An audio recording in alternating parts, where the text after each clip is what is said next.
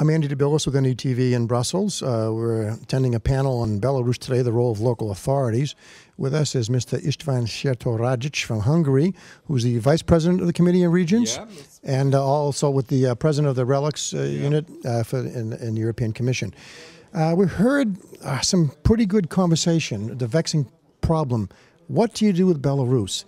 Do you sanction them? Do you reach out an olive branch to them? Nothing seems to have worked for the last 12 years, at least anyway. How do we achieve a breakthrough? What's the next step? Yeah, it's not an easy question, but we can point out some facts.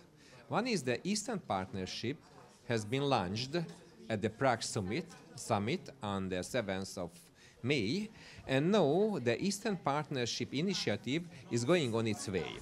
All the 27 prime ministers and vice presidents and the governments of the European Union and all the governments of the 6 partner countries like Belarus, like Ukraine, like Moldova, like Azerbaijan, like Georgia, like Armenia, agreed on a closer cooperation between the European Union and these 6 countries.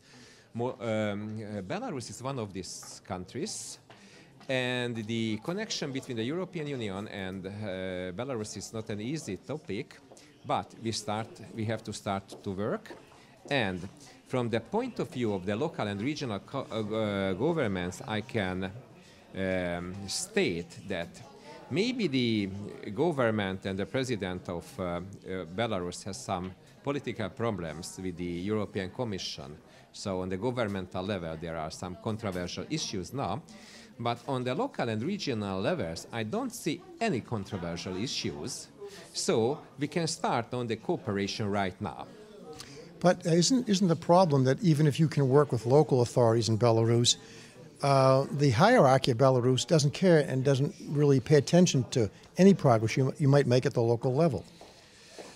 Yeah, so I think overall, the role of the Committee of the Regions, that we can encourage even the government of Belarus to involve more local and regional authorities and even civic societies, which are really representing the population of Belarus in the preparatory work of the Eastern Partnership.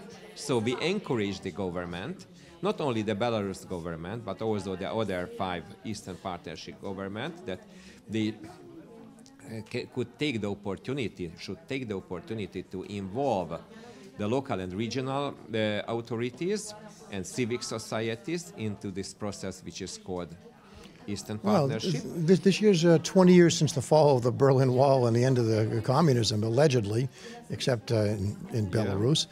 How many more years is this going to take? You know,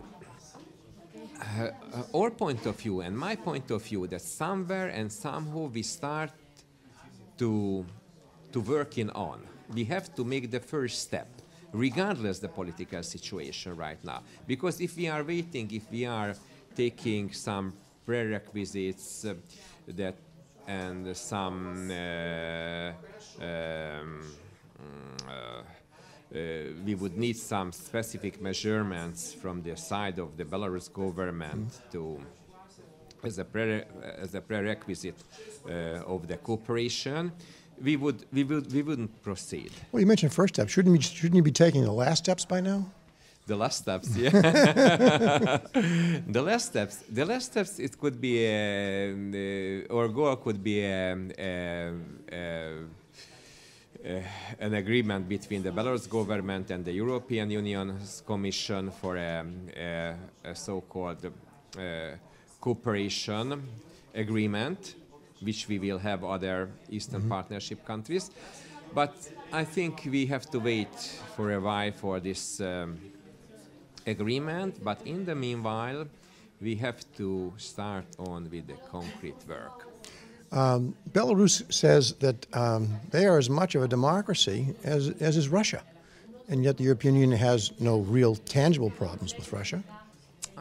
It's a good question. So, you know, I have participated in the summit on the 7th of May from the side of the Committee of the Regions, and For example, I see something which was new for me. For example, the Georgian Prime Minister was speaking for Belarus, and